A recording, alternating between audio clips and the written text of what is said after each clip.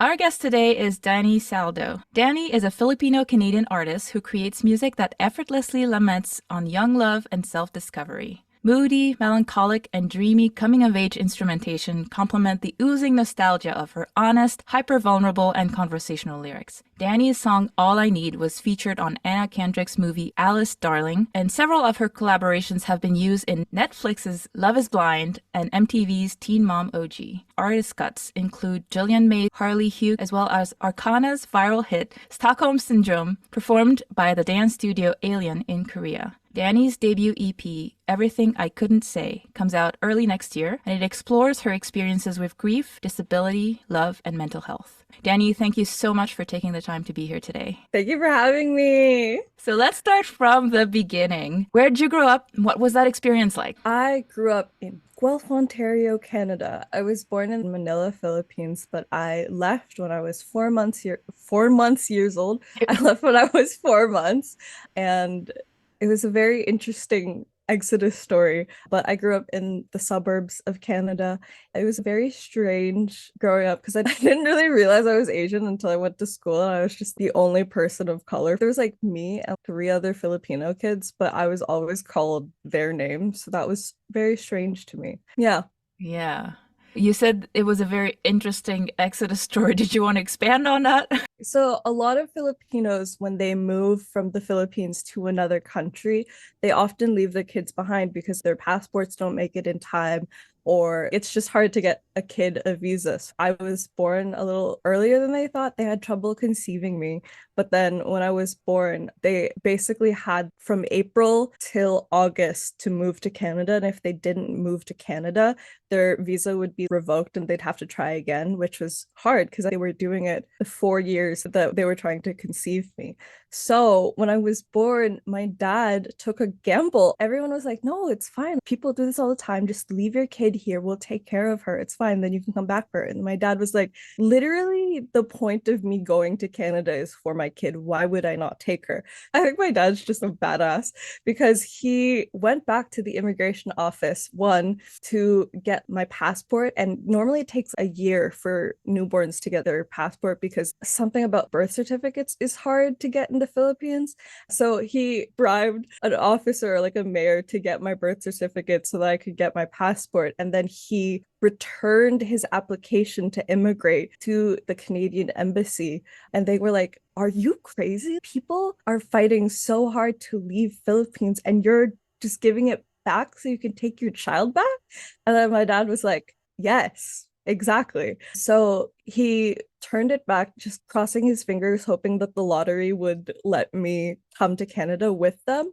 They waited for a couple months to see if they would have me with them when they left for the Philippines to Canada. And then, like, literally, they got it a week before the last day that they could fly, and they got approval that I could fly. So then, last minute, they picked up everything they had, which wasn't a lot, and they brought a 4-month-old baby, me, to Canada from the Philippines. And it's crazy. Wow. Yeah. So, growing up in Guelph, did you feel tension between your ethnicity or your family culture at home and the culture around you in school? And how did you balance that out?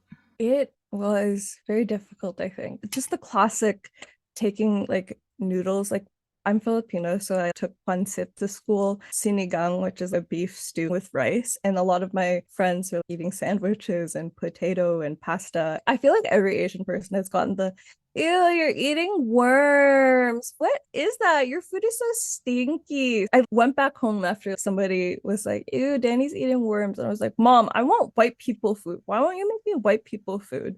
And her response was, I would send you to school with a sandwich if I didn't love you enough, but I love you enough to make you a home cooked meal every single day. You're eating rice and meat in a warm thermos. You want me to make a sandwich? You'll only get a sandwich when I'm mad at you. To this day, I always take Filipino food anywhere I go whenever I don't want to buy a lunch. while I felt rejected by people around me, my upbringing and my roots to Philippines were always very ingrained in me. And it was strange to balance because I didn't really think about it hard enough until I got to high school. But when I got to high school, everything became so much harder because then I came out as pansexual and I was the classic gay woman experience. I fell in love with my best friend and I was just like, I really, really like you. I think you're so sweet and so kind. And my best friend was like, I love you no matter who you love. We'll support you. Did not read that I was confessing to them and was just like, I'll support you in your bisexuality, pansexuality. Yeah.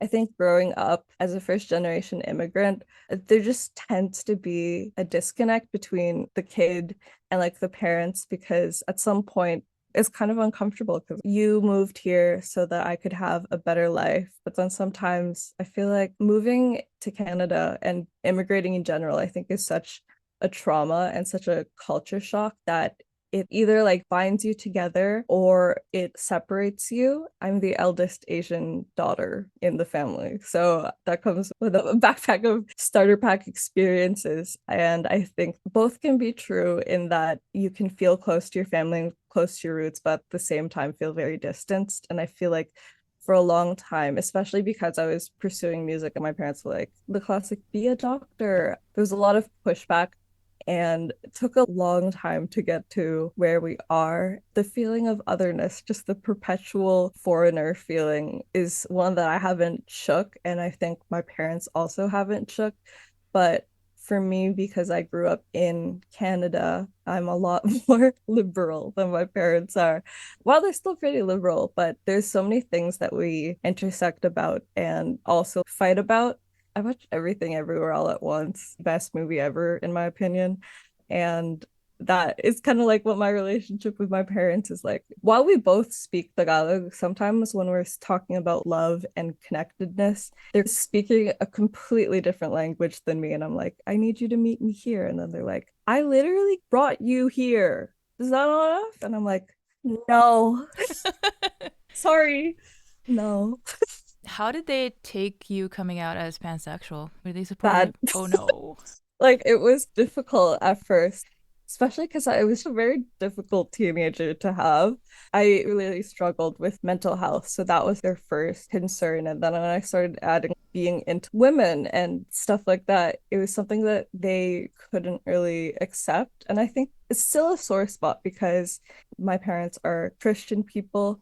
They said that because of Jesus and their relationship with God and the church, if I had a girlfriend, they would support me, but they'd never truly accept it, which sucked. And it felt like they were committing to not knowing me and committing themselves to not accept a part of me, which I still honestly struggle with. I used to live with them and then I had to move out as a result of that conversation. We didn't talk for 3 years and we're starting to rebuild right now, but it's still a very difficult thing because I still am pansexual, regardless of who I date. And I don't think it's something we're ever going to truly resolve on, but I know that they're trying. But Yeah. still, it hurts, and both can be true. Like it can hurt and be a sore point for us, but they're trying. That's Yeah. all I can really ask. And just the fact that they're even trying, I think, is something for me. And I'm Yeah. just trying to take what they give me upfront without reading too into it because I can. And when I do start looking at things that aren't there, I think I am the least happy. But then when I just take what they're giving to me, like trying to translate what they're saying, basically, like when my mom says, "Oh, you're fat now," I'm like, she really means, "Wow, I'm so glad you've been eating regularly." Or like, "Your skin looks so itchy. Did you put lotion on? Because I know you have eczema." There's always this translation that I feel like I have to do in many regards with being pan and being everything else. Yeah. What are some misconceptions you think that the Filipino community has when it comes to understanding queerness? Because, your parents are one of them, and being Catholic is probably a big part for a Oh, yeah. lot. So, what would you say are some of the common misconceptions you've come across that you wish they understood better? I wish that people understood that queerness isn't a punchline. I've noticed a lot of Filipino culture. The joke is just that they're gay. And I don't think it's that funny. A lot of people I've noticed in the Philippines who are queer end up being comedians and not being taken seriously just because of that fact. Watching Filipino shows, some people are just like, yes, this is this person, and they are. And then there's a laugh track. I'm just like, can we tell better jokes? That's not a funny punchline. Maybe if it's the first time someone's ever made that joke, but if the basis of your comedy is just that you're gay, it's lazy comedy. We can tell better jokes than that, Yeah. guys. All the sexist jokes too. It's like, really? Yeah. You haven't heard that 500 times already? I feel like Filipinos making queerness a punchline is the equivalent of like, and then I said, get back in the kitchen. You can tell a funnier joke. It's a strange thing because there's just this inherent uncomfortableness around being queer and being perceived as queer that people just fall into those stereotypes and archetypes because there isn't a big space for people who are queer to be taken seriously. And the people who are feeling safe are like immigrants. They feel safe to explore that side of them. But back home, it's not as understood as it could be because of the lack of safety. Like, queer crimes are just so scary back home. It's so dangerous to be queer that it's so much safer to just make a joke of it. But I personally know of a few queer people who didn't make it because of how unsafe it was in the industry to be queer, and they only got to tell their story after their death. And that was so tragic and harrowing. And as somebody who was growing up with them, I was just like, what this is so scary. It's so scary to discover that you're queer because from what I understand and have felt, you heavily have to fit an archetype or a box. And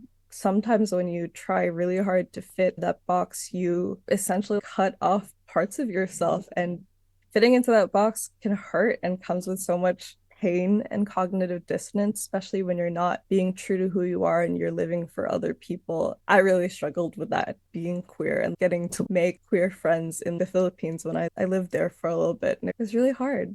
Yeah. Did you see I think it was IKEA that did a commercial for Christmas. Did you see that one where No, I didn't. What was it? this guy comes home and he wants to come out to his dad about being gay, Mm-hmm. finally musters up the courage to tell his dad, and his dad runs back to his room and he's thinking, oh no, my dad is taking this really badly. And then Oh, his dad comes out in full drag attire, and turns out his dad was a drag queen, and it was a happy ending. It was a really cute IKEA commercial. The link, oh, I'll send it to you. hell yeah. I'm glad that exists because sometimes when you're not accepted by the people around you, you have to find it elsewhere and Yeah. have your own little found family. So I'm glad that somebody's watching that and going, hell Yeah. yeah. Mhm. So, having gone through all of that, do you have any advice for any kids out there who might be afraid to invite their family into their queerness? I think that you should build up, like for me, I had to make sure that my circle of friends knew I had a good support system and I was taking care of myself and I felt secure in my queer identity as a bisexual slash pansexual woman. And I needed to be secure in it so that when other people would poke holes at it, I had built a strong enough foundation for myself that other people couldn't poke into it. When I presented this to my family, initially I wasn't as secure about it. And when people would poke holes, it would hurt. It would feel like when they invalidated my queerness, they were invalidating me specifically. But as I've grown, I've learned that unless I'm gonna date you, who cares? It's not your business. Like, I'm pretty open about the fact that I am bisexual, and I like that it's more integrated into my personality and that my queerness isn't all that I am. And my bisexuality is the same as the fact that my favorite ice cream flavor is Neapolitan. I couldn't pick between chocolate, vanilla, and strawberry. So I feel like that is similar to my sexuality and queerness. And because now I feel very secure in it, this is just a fact. I like men, women, non binary people. I can be attracted to whoever. So when sharing that with my family, even though they're not as receptive to it, it's a lot easier for me to deal with because I'm confident in it by myself. And somebody's like, that's not real. I'm like, okay, it's not my job to educate you. And it's not, you don't have to be a teacher for everything and everyone. Letting people come to terms with it on their own time, and just making sure that I have this good foundation for myself and my friends and the people around me when I was inviting people to my queerness has been really good for my mental health, and being open about it. Because when you're not sure about things, especially when you're a teen and you're still trying to figure things out, it can be really scary because your self identity isn't as formed yet. So when I first introduced people to the fact that I was bi, I was like, this is all that I am. And you are rejecting everything that I am. And it was so painful. But now that I have it more integrated and it's not as much of a focus point in my personality, I think it has made me feel a lot better, a lot more rounded and secure in it. Yeah. Yeah. Getting to the point where that's not the focus and you can just Mm-hmm. be who you are. And that just happens to be one of the things that you are. Yeah, I think it's nice because when I was younger, I was just presenting myself. I was like, I'm Dani, I'm bi. And then it was like, okay, and what? And then what? What else? I think it was lonely having that be my only personality point. It's just made my life a lot fuller, being a more well-rounded person, not having one thing be my entire identity because I have so much in my identity.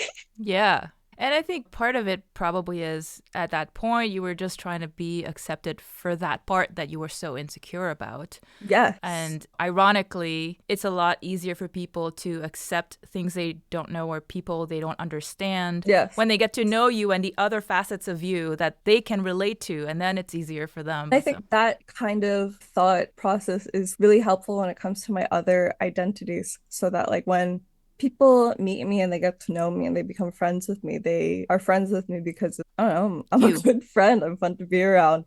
And then when I bring things about accessibility or being Asian and all of the other stuff, it's a lot more humanizing because, when people are talking about things and then they're like, oh, yeah, I have a disabled friend. Yeah, I have an Asian friend.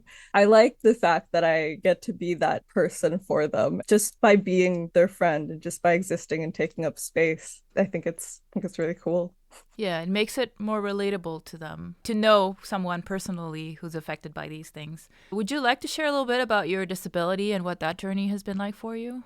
Oh, hell yeah. Oh my God. I was born with fibromyalgia and chronic fatigue syndrome, but it was pretty manageable for a while. Like, it hurt, and during puberty, it got rough. I don't actually know the science, but I just assumed something to do with hormones and depression is not mixed with having fibromyalgia specifically, because I feel like my fibromyalgia is the physical manifestation of my mental health. So in high school, when I was going through all this hormones, sometimes my fibro could render me so that I couldn't walk because I was just so anxious being at school. That was really difficult, but I was really lucky to have a good base of best friends who helped me through that. And then it became more manageable again. But then in 2020, in the midst of the pandemic, I got into a car accident. And then after the car accident, I fell down the stairs. Wow. And then after that, and a lot of therapy, I once more fell on top of an escalator and it hit my head and had a brain bleed. Oh no. So my disability has been a journey because of those multiple things. And it was very difficult transitioning from someone who has an invisible disability. Like, before, you couldn't really tell that I had a disability because I was walking around all the time. Oh my God, before my car accident, I was freaking crazy. I was a full-time student, working full-time as a musician. And then on top of that, I was doing a 2-hour commute to my hometown to see my friends. And I somehow had the time and energy to maintain a 4.0 GPA. Wow. That is impressive. I know. And I would go to school at 7 a.m. until 10 p.m., I guess. Yeah, 10 p.m. And then after that, I would go to the studio or my friends or do networking things till 2 a.m. I would go to sleep and then start it all over again before the car accident. And now it looks a lot different. Something that no one really tells you about struggling with disability is a lot of people, when I tell them about this, they're like, I hope you get well soon. And it's really difficult because it's like, I will not. This is just how it will be for a while. It was hard for me because I got into the car accident when I was 21.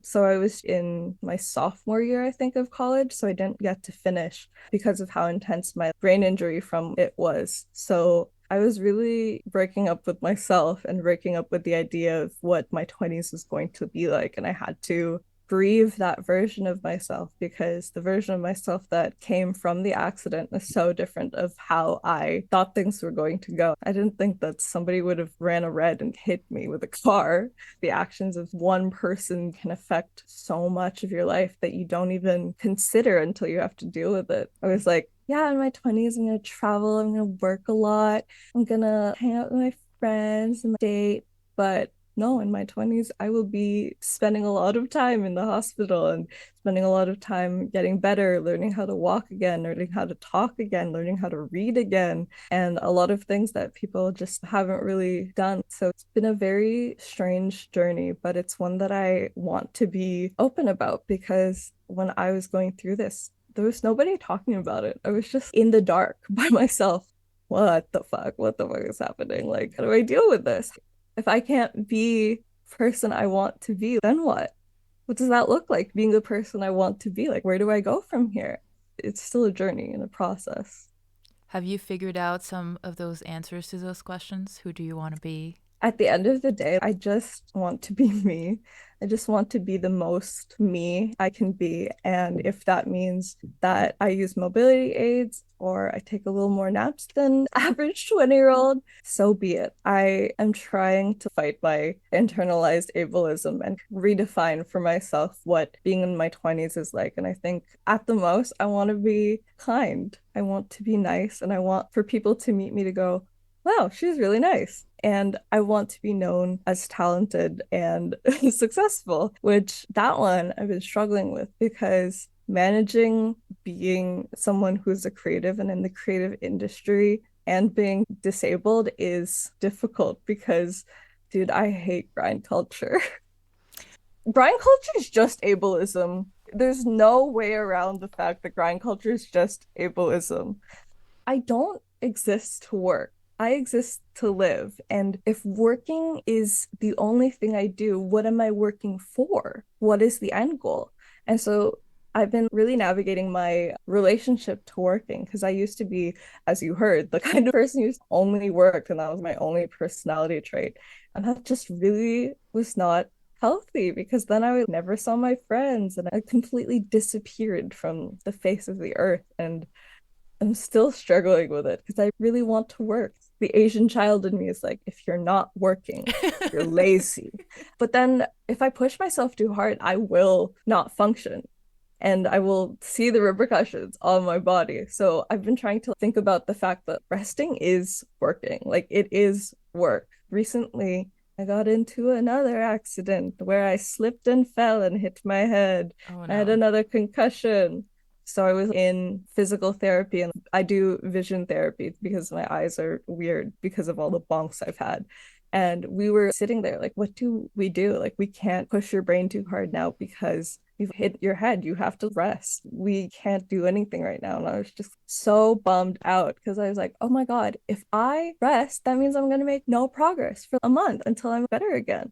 I get to see the progress of my healing with like my vision stuff. And so after like my head bonk, I was at negative 200% of progress. It set me back a lot. But I went in recently after not working for at least a month and a half, 2 months ish, and we are back in the positives. We are abundantly back in the positives. Over 200% of healing done with my brain just by resting. And I was just like, oh, shit.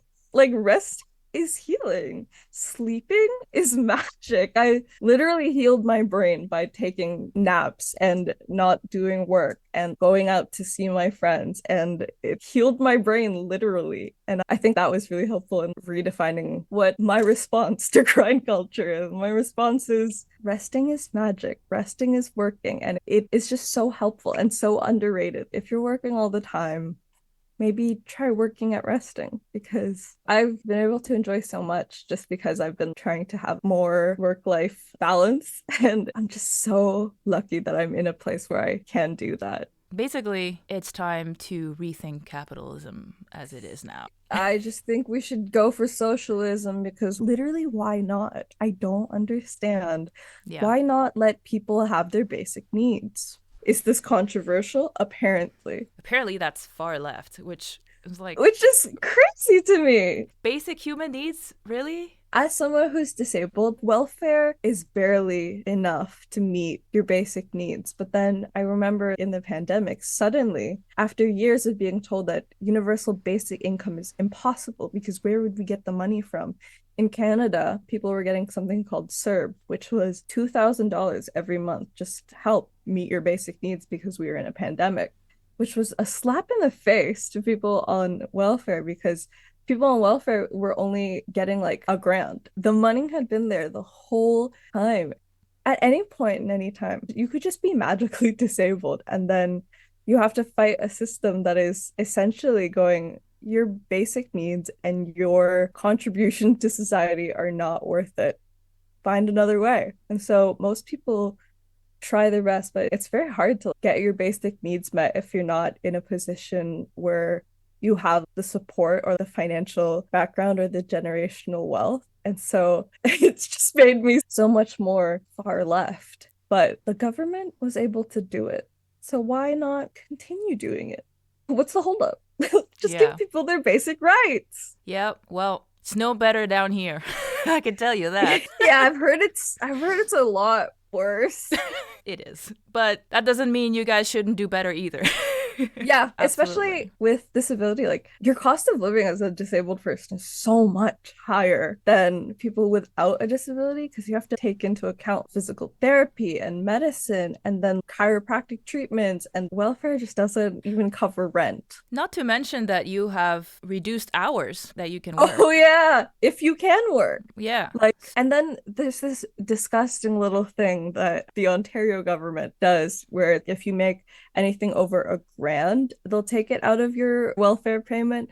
But the fact that people in poverty, people with disabilities have an income cap and billionaires don't, makes me so angry. Like, why are we capping the people who need it the most? Why does that even exist? I would understand if it was an income cap for when you become an upper middle class person from welfare. But and why isn't it a minimum? Why isn't it like if you didn't make at least 40 grand a year, they should give you the rest? Because you need at least that to barely survive. Come on. Yeah. To barely survive. That's not anywhere near enough. And then to make things worse, if you get married or move in with your partner as a disabled person in Ontario, which is in Canada for Americans listening, it is the place where Drake lives, where Drake and The Weeknd are from. But in the place where Drake and The Weeknd are from, if you're disabled and you move in with your partner or you get married, the government pools you together as a couple for welfare, and then a couple makes less than two single people would on ODSP. Why? Because that's so dangerous. And then your partner's income is counted against your income, which just leaves people with disabilities in a position of vulnerability. I think welfare social assistance programs should help people with disabilities live independently and have access to living independently. It just further cripples the crippled. Simply why? Simply why? Capitalism. I hate it. The mentality of disabled people are a burden is just very much a thing because for me, sometimes it does feel like I'm a burden because I feel like the people close to me have to learn about so much so quickly because they're just close to me, and it can feel like you're a burden. But people in the disability community in Canada are so loud, and I'm so glad because that is a space that should be taken up more. There are a couple of people who in Toronto have inspired me to come out and talk about being disabled and my disability grief journey, like namely Andrew Gurza.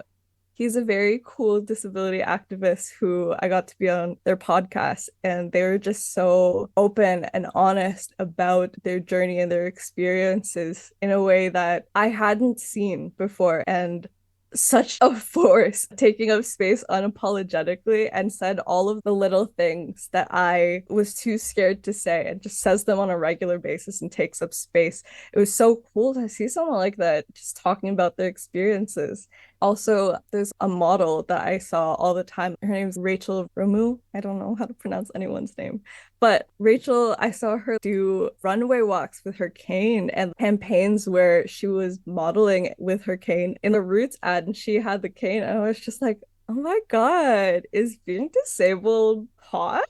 She's so badass at taking up space. And it just made me feel like there should be more people doing that. There should be more people taking up space and talking about their experiences because it can be so lonely to be living the disabled life. Like it's such a varied experience that just gets multiplied by barriers to access when you have more intersectional identities. And I want to talk about it to anyone who will listen. I will talk their ear out about what it's like, what it can be like, and how lonely and strange and funny and sexy and weird it can be being like a hot young person who's also disabled. I think Why not? why not I see a lot of people being like, oh, disabled people aren't hot. To that I say, hello, what's up? You just haven't met one yet, or you just didn't know they were disabled. Yeah, they're just secretly out there. Yeah. Disabled people can be hot, and I feel like there should be more disabled people being hot out in the world. If there's any modeling agencies who want diversity, please hit me up. I can be sexy in a walker and with a cane. Absolutely. I was wondering how your disability changed how you think about yourself and practice self-love. It changed it so significantly. I'm a completely different person than before. Before, when my disabilities weren't as high maintenance and they were invisible, it was like, oh yeah, sometimes I just walk slower, but that's no big deal. So having to be someone like I'm a musician and I'm photosensitive. So sometimes I'm at concerts and completely closing my eyes because I cannot see strobing lights because they will make my brain go disgusting. We're throwing up now. That is too much visual information. So it really made me feel very vulnerable and very scared. I was really scared about specifically being close to people because it was very hard to feel like being around me was worth it and being my friend was worth it because of all of the things that I go through and I have to face and all of the ups and downs. It can be very easy when you have a disability to feel unlovable. I'm so lucky to have friends who are so understanding and supportive and get it. Part of it is because half of my friends are creative. So a lot of the things with being a creative are really similar to being someone with a disability. You're taking a path that is unfamiliar for the people around you. You have to explain what it's like for people who aren't in that. And there's just this kind of open understanding and kind of learning. And then the other half is because I am Filipino, half of my friends are healthcare workers. I'm friends with people I've grown up with my whole life.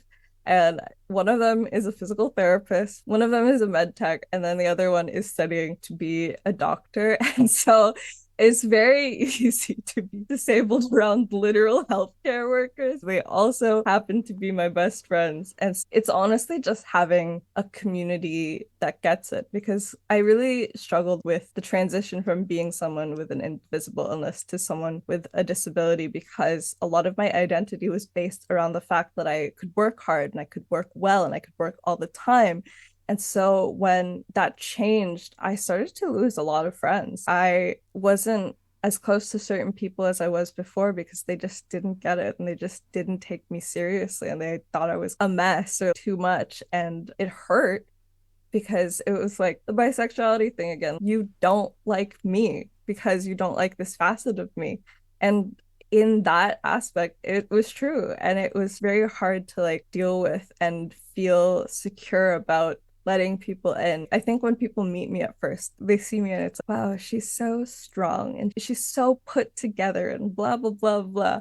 But it takes so much strength to be vulnerable and so much strength and practice to be myself. And I'm just lucky that the friends that I have are people that I can practice being myself with and that enable that version of myself, being the most me I can be and being the healthiest me I can be, both mentally, physically, spiritually, every way. I don't know. Yeah. I feel like I forgot the question, but I hope that there's an answer Yeah. somewhere. Well, the question was about how you changed how you think about yourself and practice self love. And I think your answer is that you've grown to accept that this is a part of your identity and Hmm. accept that that is not for everyone, but the people that you do have in your life are the ones that are supportive. And that's Hmm. all you need. Yeah, integration was the thing that I struggled with the most because before my disabilities, I was someone who worked all the time. And because of that, my friends were also people who worked all the time, who were part of grind culture, and that was all we did together, and that was all we talked about. But in becoming more disabled, I strangely am able to enjoy life a little bit more because I'm forced to rest. And if I don't rest, my body will do it for me. And so the kind of people that I'm friends with now versus when I was not disabled, I feel like my friendships are a lot richer because it's a lot more balanced and not completely work based. And they're just so kind with me. So I like to practice that back and reflect that back as much as I can. And you deserve the kindness. Why not? Right? Yeah, another thing with being disabled was it was very hard for me to accept that I didn't have to do anything in order to be worthy of love. I felt like I had to do something to be deserving of people's friendship and people's love and attention. But the thing that I learned the most was I just have to be. I just have to exist and be myself, and people would accept and love me just because I am me, not because I work really hard or because I'm really cool at churning out songs or I'm XYZ factor in exchange. Like, it's a very strange concept that that's not earned, that you don't have to do anything to receive that love. You just have to be willing to accept that. Yeah. And that's a radical idea for someone who's worked their whole life to be accepted and people pleased, that people will love me regardless. Yeah. I remember when I got into my accident, I was so terrified because I was like, if I'm not a songwriter, if I'm not someone who can work hard all the time, turn out vocals the day we write it, who am I if I am not this hardworking person? Being someone who worked hard, fast, and efficiently was basically my personality at that point. That's all I talked about. And it was terrifying to be like, oh my God, this core aspect of me is going to change so radically. And when I labeled myself as that, I didn't really give myself the permission or the opportunity to grow because it's natural that parts of you change. Like I held on to that idea of who I was for so long. And I still honestly do hold on to her because I miss her. She was cool, even though she did not have a personality away from the fact that she worked hard. I still wish I was her and that I could work as hard as she did, but it was very hard to grow. And it was a very, I think, insecure version of myself and a very disconnected version of myself. And giving myself permission to grow and change has made my life so much richer and more balanced and integrated. Yeah. Because before, when I was working all the time, I would talk to my friends who weren't in music, and it would be like, I can't relate at all to anything you're saying because all I do, all I consume, and everyone around me is music. And I was really lonely. And it's strange that this disconnect with my body has also made me more Okay. connected with my body. Yeah. And if I can accept the fact that I won't be as able-bodied as I used to be, or even learn or move towards accepting that, I feel like I can grow whatever direction I want. If that's the framework that we're going to be moving with, just throw any change at me. I'll be able to find a way through it. I've literally survived death multiple times. You think not liking me is going to hurt me? A car hurt me. You can't do worse than that. Yeah, it's funny you mentioned that it's bringing back memories of when I was thinking about quitting. One of the struggles I had was losing that identity of being Yes. the smart engineer. you know, my entire life I'd been known as the nerdy computer geek. And for a minute there, I was like, that is a big part of my personality. Like, what am I Yeah. if I'm not an engineer? I don't know if I fully answered the questions because then I became a music producer and mixing engineer. So I think I'm Still an engineer. still an engineer. Different kind. Did not completely escape. I was, for a little bit there, concerned about would people think I'm less smart now that I'm no longer an engineer? Yes. Because being smart was a big part of how I identified with myself. I got over it, but What was it like to get over it? I think I realized that I didn't need to worry about what Mhm. other people thought. I mean, I knew that the people who know me know that I'm smart. Nobody would ever question that if they got to know me. The people who would be talking about me, if they even had time to think Yeah. to do that, they probably don't matter. Yeah. We hold on to those ideas of who we are. Mhm. And a lot of times when you really look at it, it's really selling yourself short if that's Yeah. all you define yourself by. If all I define myself by is being a smart engineer, I'm really selling myself short there because I've always been a Yes. creative. I've always been multi-talented. And even if I somehow lost all those talents too, Yeah. I'm still a cool person. Yeah, you're Like- still you. You are. I went through like a friend breakup recently, and essentially we broke up because I couldn't work the same way that they did. We started to value different things. And when I explained it to someone, they were like, they stopped being friends with you because you have a healthy work-life balance, because you don't live to work. And I was like, huh, that's something. And I didn't think about it in that way. I was just like, kind of lesser then, because I can't work all the time they do. I like take weekends off. And they're like, you're saying that as if taking weekends off is a bad thing Yeah. and being healthy is a bad thing. And it's like, oh shit, we just value different things. If that works for them, then it works for them. People who are in grind culture are just missing out. I feel like having a balanced life is like living life in Technicolor. Like you can see so many different shades rather than done and not done, Yeah. working and not working. Especially because we live in a capitalist society. Many people can be focused on output and what they bring and what can be transactionally of value to people. And I think it's important to think about just being. Sometimes my disability it's so everywhere. It's so loud. People are like, what can I do? Can I fix it? Is there anything I can do? No. Unless you can fix my brain or give me new legs. No, you cannot do anything. And that's okay. I don't need you to do anything. I just need you to be. I need you to sit in this discomfort with me. I just need someone to sit in this discomfort with me and make it a little bit less uncomfortable. And just being there and being who you are can be healing. Whenever I'm feeling down or struggling with something disability grief related, I don't need anyone to actually do something. Unless I'm like, hey guys, I cannot read. Please do my admin. That's a completely different thing. But when I'm feeling depressed about my disability or grieving the person that I used to be or the things that I used to be able to do that I can't do now, the most important thing someone can do for me is to create space for me to exist and just be myself and hold my hand through it all. Yeah, and I think that's something that is becoming more and more important post-pandemic. There's a lot of Yes. people who have long COVID who are experiencing disability for the first time. Some might be permanent, some might not, but still. And I personally have 3 autoimmune diseases. Ouchie. I'm not technically immunocompromised, but I also am not eager to find out how bad it'll be if I get it. So Yeah. I've been avoiding the plague actually like a plague, unlike most people. Because it is a plague. Because it is a plague, but apparently most people didn't get that memo. But, Those I've people lucky. I've been feeling that isolation as well, where I don't feel comfortable going to any music event anymore because nobody's wearing a mask. Usually there's food or drinks involved, so Not safe. usually a crowded bar. Yep. And I've had to kind of adjust to that. I used to be going to all of the sync conferences all the time, And now I'm like, do I want to risk that to network possible in death? music? Yeah. Or am I cool with not being included anymore? And I've decided I'm cool with not being included anymore. That is such a jump.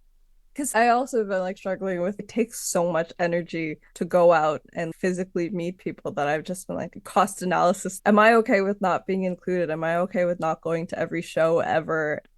I don't have the energy or the spoons, and it can be dangerous. What was it like for you to be like, I'm okay to not be included?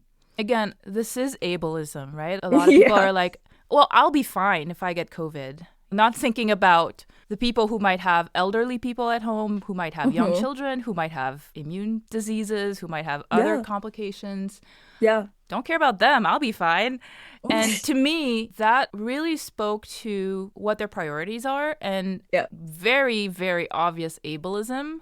And it's like, Yes. okay, those people will not care if tomorrow I'm no longer able to breathe on my own. You know what I mean? Like, Yeah. these are not the people who are going to be there and hold my hand while I'm on a ventilator or anything, you know? Yeah. So, do I want to risk my life? They haven't had to think about that. To them, it's like a theoretical possibility that maybe one day you might hurt someone that way. But for Yeah. you, it's if this, then that. Yeah, and I don't know for sure that it would be bad. It's possible that I would have a totally mild. But you don't I don't like, want to find out. yeah, like why would you want to find out? Yeah, and I have had serious medical issues before. I've had an open Mhm. heart surgery when I was 22. Oh my God. I experienced hospital. Don't want to do it again if I can help it. Yeah. I think having had those big life-changing experiences very young has forced me to grow up really fast and really take the long view on a lot of things that most people don't get to until they're much older. Oh yeah. I relate to that. Yeah, so I feel like because of that experience, because of everything that I've gone through health-wise, I just felt like it doesn't make sense to me. And Yeah. if the cost is that I can't do in-person events and I can only do online Zoom ones, then fine, I'll just do online Zoom ones because Yeah. networking with those people is just not worth my life. It just isn't. Yeah, it's not worth your life. What you said about having to grow up really fast really resonated with me because when you are exposed to this kind of, it's such a significant change when you have to like consider stuff like that. And it can really age you and make you feel really different or other from other people. For me personally, in the pandemic, going through being disabled and not being able to see people or expose myself to other people, it was strange because a lot of times when you struggle with a change in your health, it's the worst case scenario for people. Being disabled or having an immunocompromised body and struggling with those things is other people's worst case scenarios, but for you, it's just Tuesday. Yeah, And exactly. Yeah. it's so difficult to explain that your worst case scenario is just, yep, this is what it's like. This is just the norm. Yeah. And move regardless.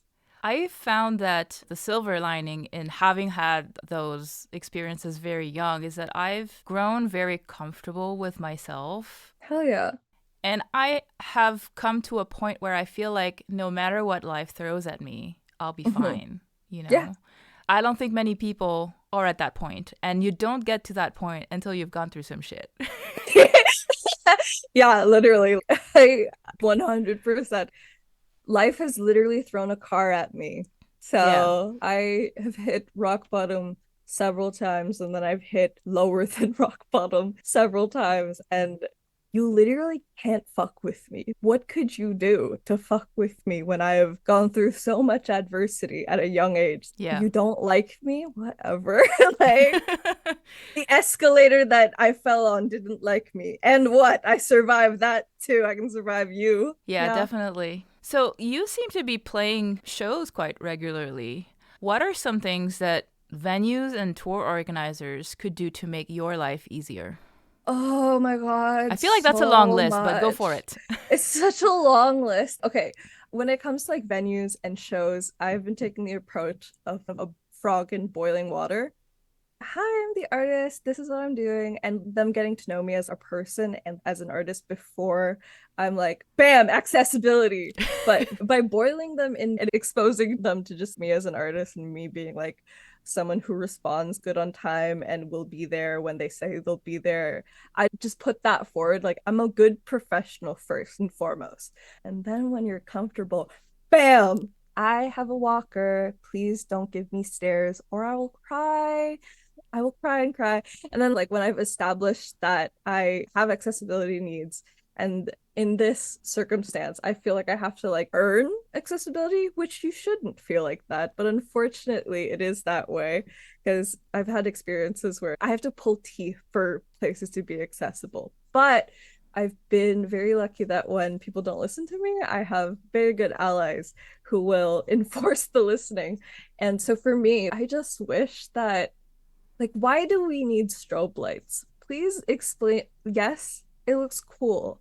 However, why? What if somebody just discovers that they're photosensitive at a concert? Like, that would suck. For me, like, things that venues can do to be more accessible is have, first of all, accessible seating and wheelchair accessible entrances and load in places would be really cool.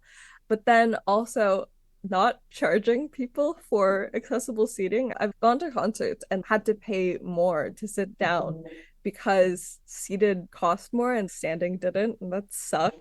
But in addition to that, I would love if shows were like, yeah, there will be flashing lights at the show, so if you're photosensitive, don't come to this. Or just what if we just throw out like flashing lights as a whole? I wish that I could have enough power to be like, what if we just got more creative with what we do with lights other than stroby flashy lights? Like we can make it pretty. What if we made things 3D instead of flashy? There's so many things that are just so difficult when it comes to being an artist with accessibility needs. A lot of times I am one of the first people to be like, hey guys, we gotta do this because I am literally the artist coming. Hey guys, I'm flying all the way here, so please make this accessible. Thanks. Yeah, basically, it's a long list, and I feel like there should just always be somebody on the team who's their accessibility consultant for venues. Like, that would be cool if it was normalized that, hey, Yeah. people with disabilities will be coming to this event. Let's consider them because that is more ticket sales. Just saying. Yeah. And I mean, websites now are required to be accessible to some level. So Hell yeah. why not venues? Why not venues? The answer is because it'll cost more, Well, unfortunately. it always does. It costs more to make your website accessible too. That's not a good enough excuse, right? I agree. Yeah. In Toronto, a lot of clubs and bars have stairs. If I'm having a bad leg day and I roll up in my walker and I can't get into the venue, what are you going to do? Cancel the show? Yeah. I think if you have stairs in your venue and you're not willing to get rid of the stairs, hire muscular people to carry people up the stairs if there's no elevator. That should be what it is instead. Or like just something. That's a solution. It is definitely a solution. Is it the best one? Maybe not. Accessibility isn't just stairs and ramps and elevators. It's also, is this place sensory friendly? Is this place photosensitive friendly? It would be so cool if venues were completely accessible. Like, imagine what the shows would be like if everyone could access them. As someone who studied marketing, that is access to a bigger market, that is a niche that is unfilled, and that is money in pockets. Need I say more? Yeah. Yeah. I lived in Toronto. I went to school there. So I've played a lot Really? of those venues and yeah, they're not Yep. accessible. Usually not It's even parking too. Like, good luck finding parking. if you're looking for parking in Toronto, may as well just I cry. took the streetcar to my gigs. I carried my keyboard or whatever it was. The subways are a lot more accessible than venues, which thank Jesus. Yeah. But it's really cool that Toronto is not a car dominated neighborhood and that you can get around without a car. And I wish that venues had that kind of mentality when it came to accessibility, like just making things as accessible as possible increases the amount of people who are able to access the thing that you have. Yeah. Just be better. Simply be Be better. better. We've talked a little bit about your experience in music. I want to talk about your music for a second. You have an EP coming up, I and you do. address some pretty serious themes in your music: I grief, do. disability, mental health. Why did you choose those themes? Because no one's talking about it. There's just so much that hasn't been talked about, I feel, and there isn't a lot of people who are talking about it. So I thought it was important because those themes take up so much of my life. I feel like it would be dishonest if I wasn't talking about those things. This is actually the first place that I'm announcing that I have an EP coming out. Exclusive on the Nuances Podcast. Everything I couldn't say is a collection of songs that talk about my experiences falling in love and the things that I really didn't get a chance to say because I was afraid and I was scared of how it would affect the relationship and affect the things that were happening in that time and affect my personality. Like, who would I be if I were someone who could say these things? And the answer is a badass because I am now saying everything I couldn't say.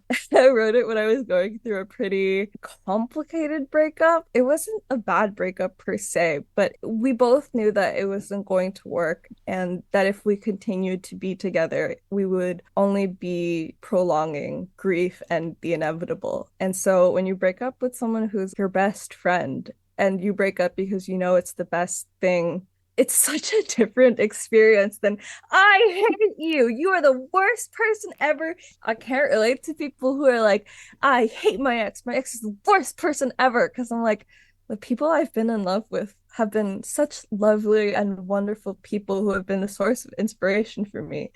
But we weren't compatible. So our relationship had to end despite the amount of love that was there. Hopefully, I will be releasing it in the fall.